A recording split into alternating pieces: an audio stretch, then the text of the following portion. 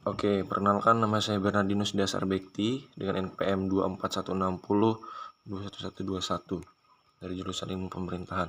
Jadi saya di sini ingin menjelaskan tentang globalisasi dalam bidang ekonomi yang merujuk pada proses integritas ekonomi dunia yang semakin mendalam, di mana batas-batas negara dalam aktivitas ekonomi itu menjadi semakin kabur. Proses ini juga memungkinkan negara-negara di seluruh dunia saling terhubung melalui perdagangan, investasi, teknologi, dan pasar tenaga kerja. Jadi ada berikut penjelasannya. Yang pertama adalah ciri-ciri globalisasi ekonomi. Yang pertama itu ada poin A itu ada perdagangan internasional yang meningkatkan pertukaran barang jasa dari antar negara. Selanjutnya ada investasi asing yang dimana itu meningkatkan arus modal seperti foreign direct investment atau FDI. Selanjutnya ada peran multinasional yang dimana dominasi perusahaan multinasional yang beroperasi di berbagai negara. Lalu ada kemajuan teknologi komunikasi dan transportasi itu mempercepat arus barang, jasa, dan informasi. Selanjutnya ada liberalisasi ekonomi, di mana penghapusan hambatan seperti tarif dan kuota untuk mendorong perdagangan bebas. Yang kedua ada dampak globalisasi ekonomi. Poin A ada dampak positif dan negatif. Untuk dampak positif itu yang pertama meningkatkan pertumbuhan ekonomi, akses ke pasar internasional, mendorong ekspor dan investasi. Selanjutnya ada peluang kerja, terbukanya lapangan kerja baru itu melakukan investasi asing. Selanjutnya ada transfer teknologi, di mana negara berkembang mendapat akses teknologi canggih dari negara maju. Selanjutnya ada diversifikasi ekonomi, negara dapat mengembangkan sektor baru yang potensial. Selanjutnya B, dampak negatif.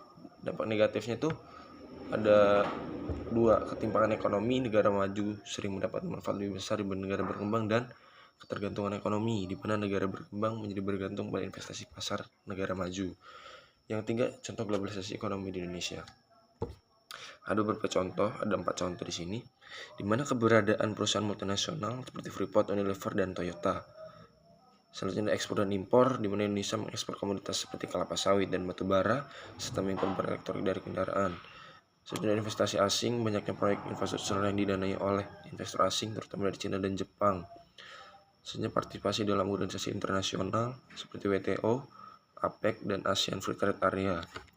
Yang keempat adalah tantangan strategi menghadapi globalisasi ekonomi.